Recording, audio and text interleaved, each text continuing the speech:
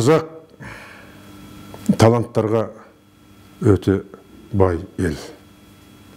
Соның ішінде бүкіл көшпелілер өмірінің тарихының өзі эпостан, ал эпос дегеніміз поэзиядан тұрады.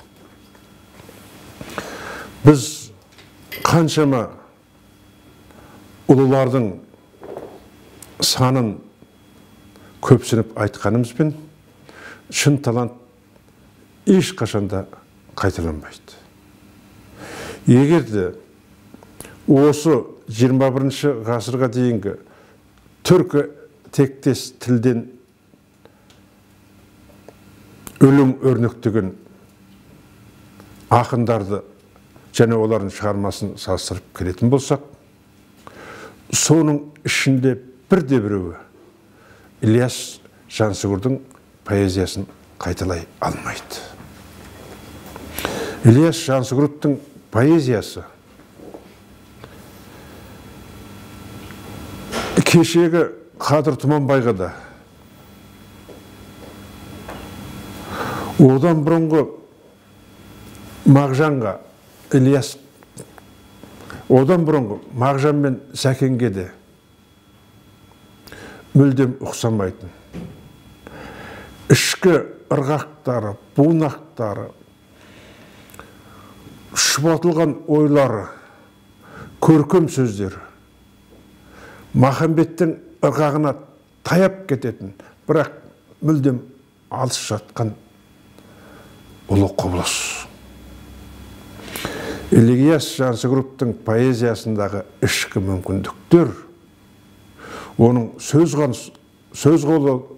сөз қолданыстары, образдары әлі де қазақ поэзиясында қайтадан жаңғырған емес. Қалижан Бекқожин, Хамит Ерғалиев, Ғафу Қайырбековтер де оның шаңы білінеді, бірақ та ішкі тегеуріндері Ілияста кесек-кесек алмас сияқты өткір қалпында жатады. Кезінде айтылған сөз бар.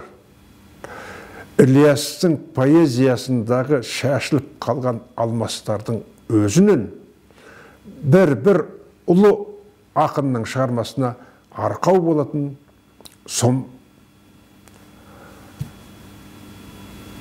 сынықтар шығады деп. Біз қаншама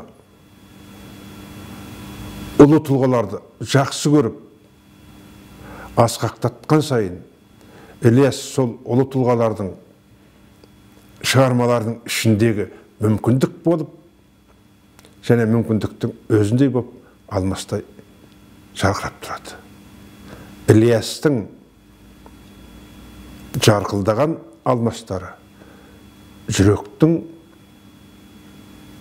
басындағы сары суды тілетін өткір алмастар.